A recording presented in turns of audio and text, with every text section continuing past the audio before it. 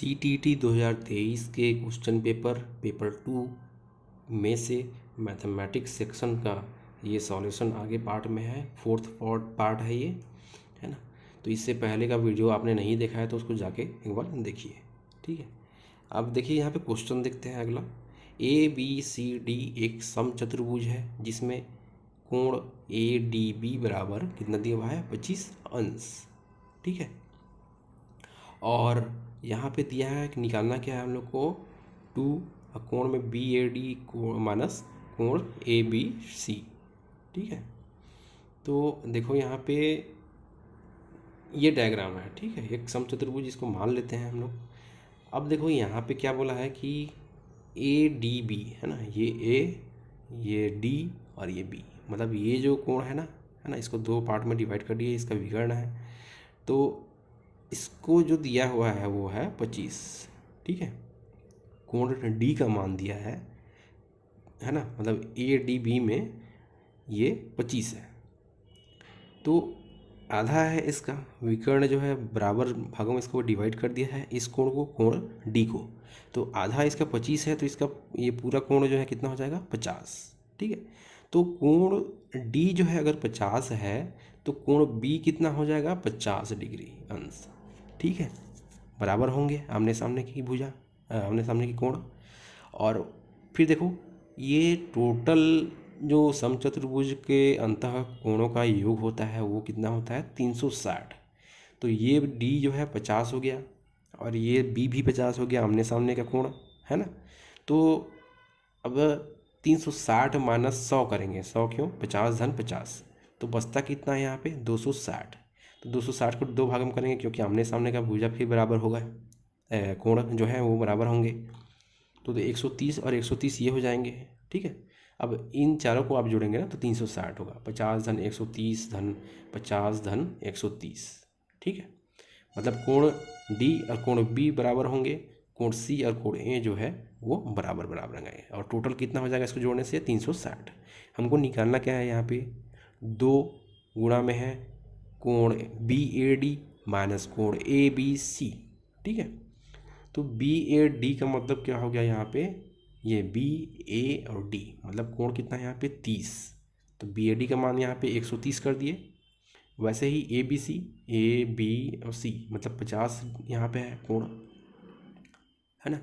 तो 50 यहाँ पे हो गया, इसको माइनस करेंगे, 130 गुणा 2 मतलब 260 हो गया, माइनस 50, 210 इसका आंसर आएगा, ठीक है। Option number 3।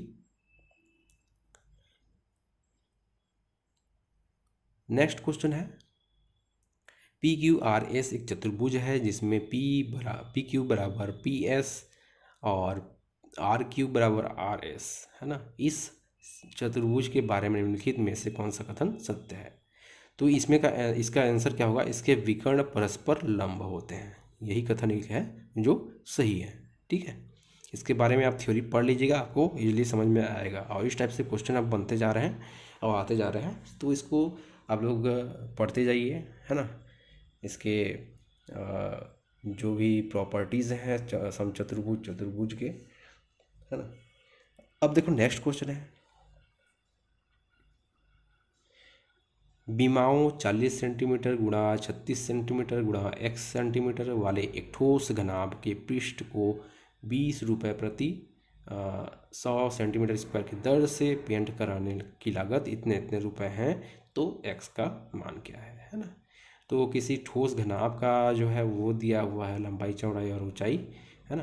तो 40, 36 और x सेंटीमीटर है, तो इस x को हमको निकालना है। अब देखो लागत कितना है यहाँ पे, पेंट करने का टोटल लागत जो है वो है 1032 रुपये, ठीक है। तो इसको दो प्रकार से निकाल सकते हैं हम लोग, मतलब क्या निकालना क्या है, कितने इसमें 100 सेंटीमीटर स्क्वायर है, ठीक है। इस 1032 में कितने 100 सेंटीमीटर स्क्वायर है, तो उसको निकालने के लिए क्या करना है, 1032 को 20 से भाग देंगे और गुणा करेंगे 100, है ना, 100 क्योंकि निकालना है, तो 51 60 होगा। या फिर इसको ऐसा निकाल सकते हैं, 100 सेंटीमीटर स्क्वायर का कितना दिया हुआ है, प्रति 100 सेंटीमीटर स्क्वायर का चार्ज जो है पेंट करने का 20 रुपये है। तो 1 सेंटीमीटर स्क्वायर को पेंट करने का खर्चा कितना आएगा, 20/100, है ना। तो ये कितना हो गया 1/5। अब क्या करना है, ये टोटल लागत कितना है 1032, है ना, को हम लोग कितने से भाग देंगे 1/5 से, तो हमको कितना निकल के आ जाएगा यहाँ पे 5160, है ना। अब देखो संपूर्ण पृष्ठ का क्षेत्रफल निकालना है हमको, ठीक है। उसका सूत्र क्या होता है 2LH + BH + LB, है ना। यहाँ पे मान हम लोग रखते जाएंगे, जो वैल्यू हम लोग को दिया हुआ है लंबाई चौड़ाई और ऊंचाई, तो दुगुणित लंबाई कितना है 40, हाइट कितना है 36, ऐसे ही 36 गुणा x दिया हुआ है, क्योंकि x का मान को हमको निकालना है ना। 40 गुणा x हो गया ये, और संपूर्ण पृष्ठ का क्षेत्रफल कितना निकल गया यहाँ पे 5160, वो निकाले हुए हैं। अब देखो यहाँ पे इसको गुणा भाग करेंगे आप, तो क्या निकल के आएगा ये 1440 धन 76x, ठीक है। अब इसको इधर पक्षांतर करके लेंगे तो ये माइनस हो जाएगा, माइनस 1440/76, और x का मान यहाँ से 15 निकल के आ जाएगा, ठीक है। नेक्स्ट पार्ट है, क्वेश्चन है, यदि p बराबर 12.34 गुणा 10 की घात में 10 माइनस पुस्तक में ब्रैकेट में 5.67 गुणा 10 की घात में 9, तो हमको निकालना क्या है, p को जो है मानक रूप में निम्न द्वारा व्यक्त किया जाता है ना। तो इस प्रकार से हमको व्यक्त करना है। तो देखो यहाँ पे दिया क्या है p में, इसमें जैसे 10 के घात में 9 है और 10 के घात में 10 है, तो इसको किसी एक को हम लोग समान घात वाला बनाएंगे, है ना। मतलब जैसे ये 10 के घात में 9 है, तो इसको भी हम लोग 10 के घात में 9 कर देते हैं, ठीक है। कैसे करेंगे उसको देखो, ये क्वेश्चन दिया हुआ है। अब यहाँ पे हम लोग ये जो दशमलव है उसको क्या लिख सकते हैं 1234/100, क्योंकि इस दशमलव के नीचे में एक आ गया, और यहाँ पे दो संख्याएं हैं तो 2 बार 0, है ना, उसी को यहाँ पे लिखा हुआ है ना। और 10 के घात में 9 बनाएंगे इसको, तो 10 के घात 10 में से 10 के घात 9 और बचा क्या 10, है ना। इन दोनों को भाई करेंगे, सॉल्व करेंगे तो 10 के घात में 10 आएगा ना। तो इस प्रकार से इसको लिख सकते हैं, ठीक है। अब ये तो सेम एज इट इज़ है, क्योंकि 10 के घात में 9 हमको बढ़ाना था। अब देखो इसको हम लोग ये 10 के घात में 9 के रूप में व्यक्त कर दिए हैं। अब ये जो है क्या हो जाएगा यहाँ पे ये जो है 100 जो है वो क्या हो जाएगा यहाँ पे दशमलव के रूप में आ जाएगा, ठीक है। तो 123.4 यहाँ पे ये हो जाएगा, क्योंकि ये 10 में से 10 ये गुणा कट जाएगा ये, है ना। 10 एकम यहाँ पे 10 दहम 100, तो यहाँ पे नीचे बचा क्या 10, ठीक है। तो यहाँ पे दशमलव आ जाएगा, ठीक है। उसी को यहाँ पे लिखा है 123.4 गुणा 10 की घात में 9, माइनस कितना है यहाँ पे 5.67 गुणा 10 की घात में 9। अब देखो इसमें भी 10 की घात में 9 है, इसमें 10 की घात 9 है, तो अब इसमें से कॉमन ले लेंगे इसको, है ना। कॉमन ले लेंगे तो 10 की घात में 9 कॉमन ले लिए, बचा क्या अंदर में 123.4 माइनस 5.67, ठीक है। इसको घटाएंगे ना तो कितना आएगा 117.73, मतलब 73, ठीक है। अब देखो इसको ये दशमलव को हम लोग अब अंश और हर के परिमेय के रूप में लिखेंगे, तो कितना हो जाएगा ये 100 नीचे में आ जाएगा। अब ऑप्शन में हमको क्या दिया है पता है, देखो यहाँ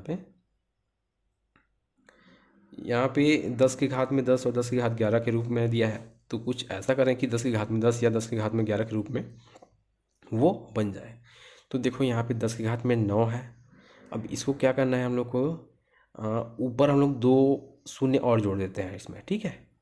और नीचे में भी 0 0 2 बार और करना पड़ेगा, क्योंकि ऊपर कर रहे हैं हम लोग यहाँ पे, तो नीचे में भी करना पड़ेगा, है ना।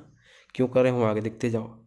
अब 10 की घात में यहाँ से 2 शून्य, मतलब 10 की घात में 2 यहाँ से निकल के यहाँ पे जुड़ जाएगा इसमें, है ना।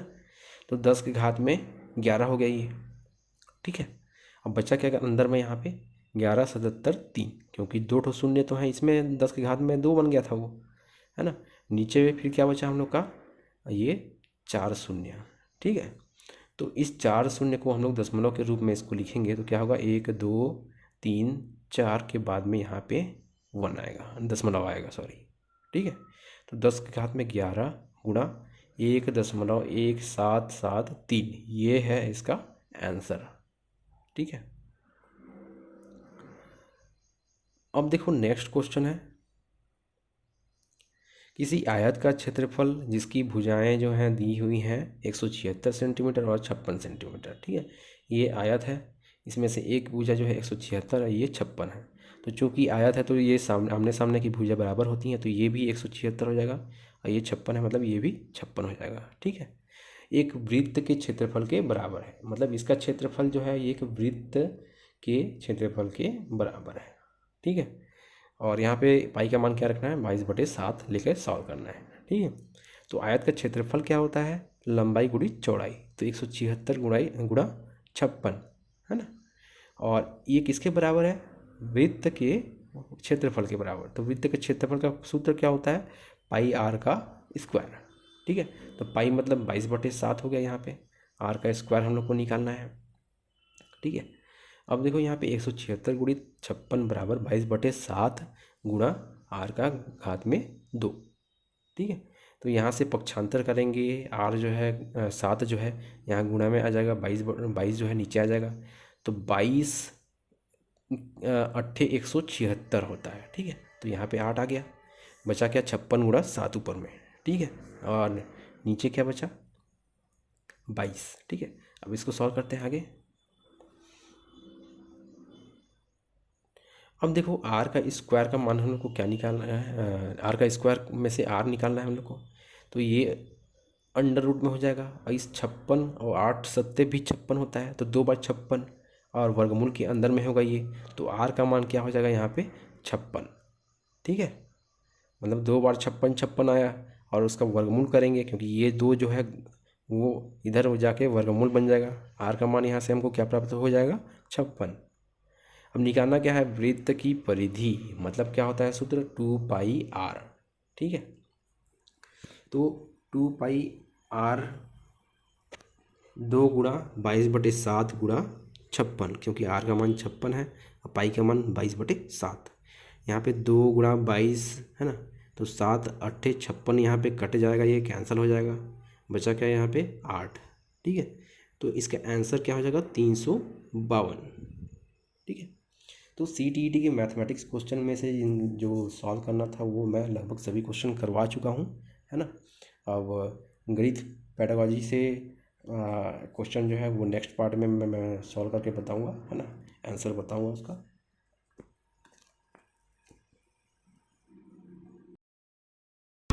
और अगर तुम लोगों को ये वीडियो पसंद आई तो यार लाइक मार दो, और नहीं आई तब भी लाइक मार दो, क्योंकि फर्क नहीं पड़ता, सही बता रहा हूँ, फर्क नहीं पड़ता।